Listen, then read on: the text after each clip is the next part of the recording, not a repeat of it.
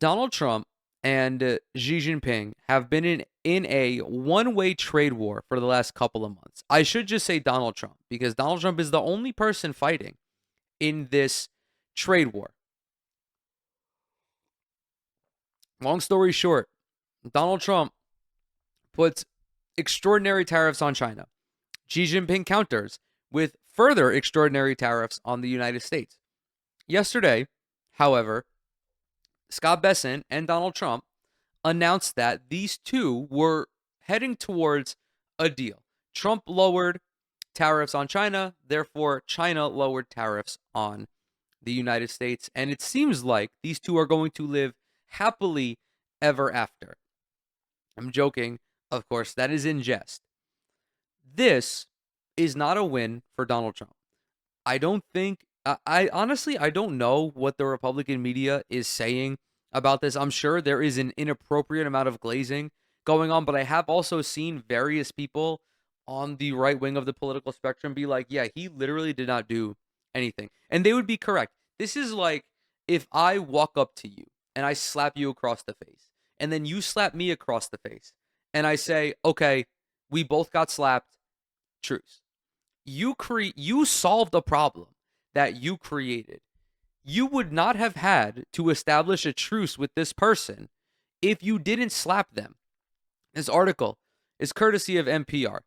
The US and China have agreed to significantly reduce tariffs imposed just weeks before on each other's goods after negotiators from both countries met over the weekend for trade talks in Switzerland, adding yet another dramatic turn in a dispute that has roiled financial markets and rocked the global economy in recent weeks. This has also tanked Donald Trump's approval rating. Even Republicans were like, yeah, maybe he's not doing so great on the economy, and we're on the precipice of a recession. U.S. levies on Chinese goods will drop from at least 145% to a base level levy of 30% for an initial period of 90 days, while Chinese levies are set to fall from at least 125% to 10% on U.S. goods. This 30% is the original 10% tariff plus an additional 20%.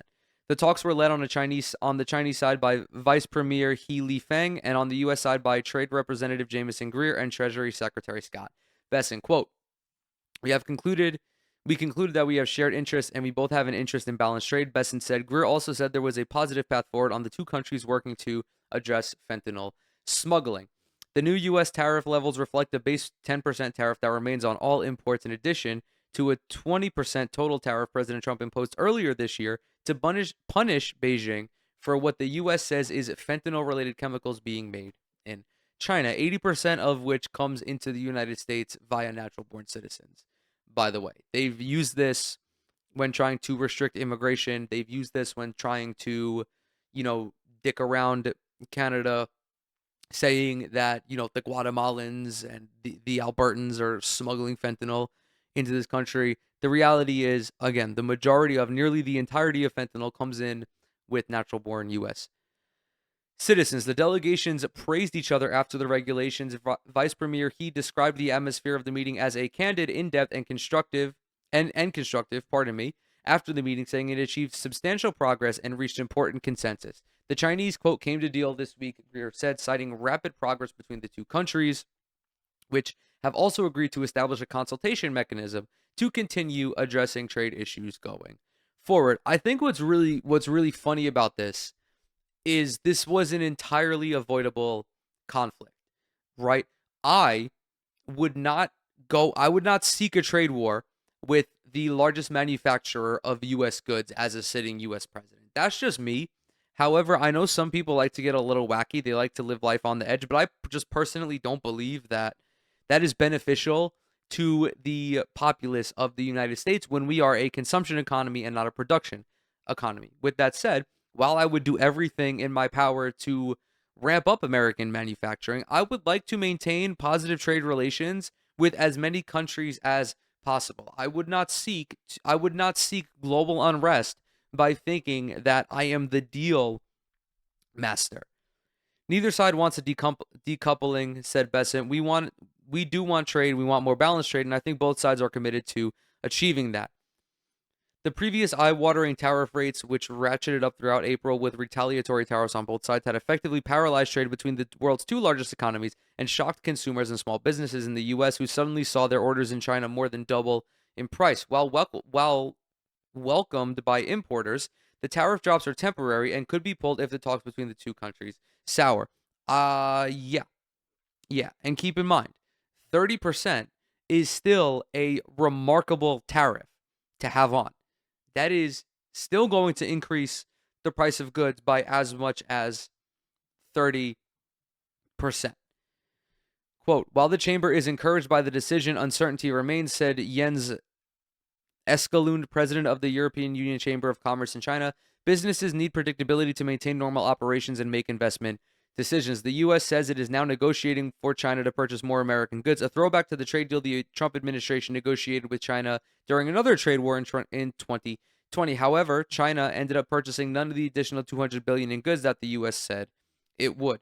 This is a reoccurring theme, it seems, where Donald Trump just believes that all of these countries are entitled, or the US is entitled to having these countries purchase goods from them. That's not how business works. You have to manufacture products that other countries want or need to buy.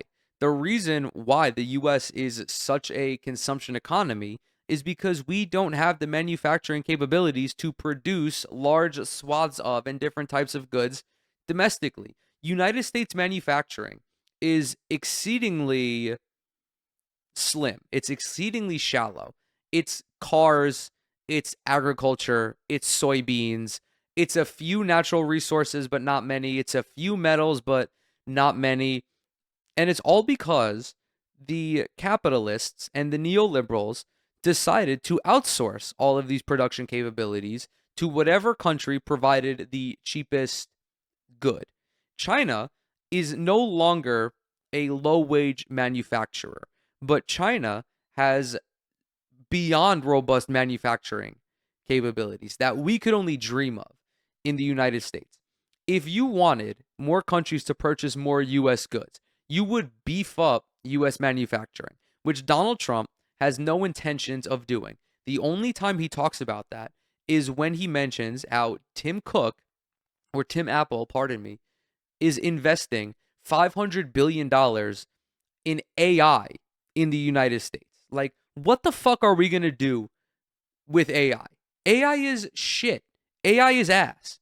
There was the CHIPS Act, which Donald Trump repealed, which would have onshored upwards of 100,000 manufacturing and construction jobs. Although those jobs were not union jobs, we don't know like what the pay and the benefit structure would have been. It was at least a step in the right direction. Donald Trump undid all of that because it was a Brandon era policy. Future talks will take place in China, the U.S., or a third country. Maybe they'll go to to Moldova or Hungary as the neutral party. Are we going to quote? Are we going to rebalance the fundamental nature of the global economy, in which China is a massive manufacturing hub and the U.S. is a consumption economy? No, I don't think so," said Dmitry Gruzabinski, executive director of Geneva Trade Platform and a former Australian diplomat and trade negotiator. But is there things the two sides can do for one another that would make both sides happy at least a little bit? Sure, there absolutely must be. Entering a trade war with China was an objectively stupid fucking thing to do. Beyond dumb. So short-sighted, almost hilariously short-sighted. And then the markets reacted, and the Trump administration was like, this is normal. Buddy, this is not normal. Jamie Dimon, the CEO of JP Morgan Chase, like the capitalist, was like, hey, pal, whatever the fuck you're doing, you gotta stop. You're fucking with everything. He's like, you could Jamie Dimon is like, if you fuck with the poors, that's okay. But now you're fucking with the 1%. And I think that is what played a role in this. Donald Trump, although he seems to have less of a care for public perception this time around, he is still a raging narcissist. And I think that all of his business leaders that he's encased himself with were in his ear like, pal, buddy, stop fucking with our money, man. You're fucking up the bag.